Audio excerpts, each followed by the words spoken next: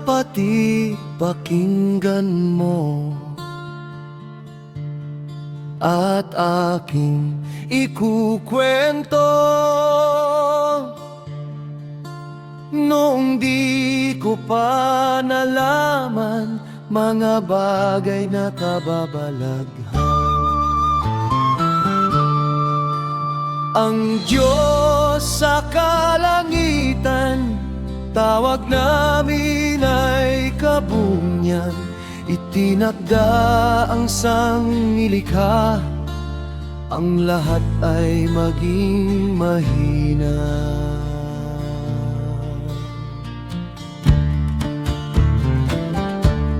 Sabi nila sa silangan, ginawa raw ni kabunyan, sinagatan at bangan upang ang lupa'y alagaan. Dumami ang mga tao, nagsama-sama sa isang dako. Mga isipan nila'y nailigaw ng mga anitong matatakaw.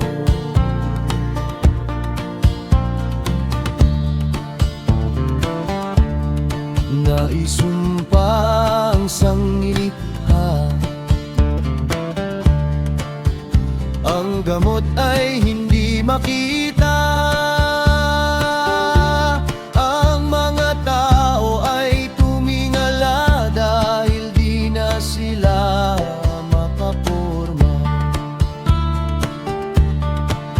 Iniluwan si lumawig mula sa bukal ng tubig. Sabi niya, magtiis kayo, ibibigay ko ang nais niyo.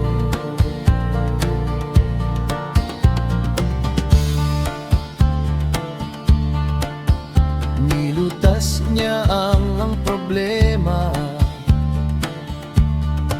sa sumpa ng sanglilikha.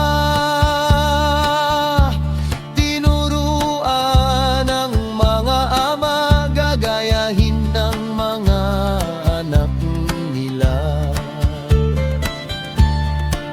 Meron ding mga nagturo, tawag sa kanila'y Kristiyano. Ang Diyos daw sa kaitaasan, ang lumikha sa sanlibutan.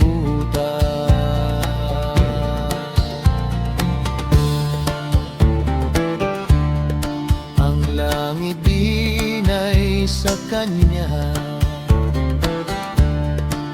at Siya raw ang lumikha. Kina Adan at Eva upang maghari sa lupa, at dumami ang mga tao, kumalat sa buong mundo. Ang isipan nila'y nailigaw ni Satanas na magnanakaw. Isinugo si Jesucristo ng gamot at nagturo, kaayusan ang ibinigay niya, sa aklat ay isinulat nila. Ang kwento ko'y nagtapos na, bahala na kayo sa iba pa. Kung sakaling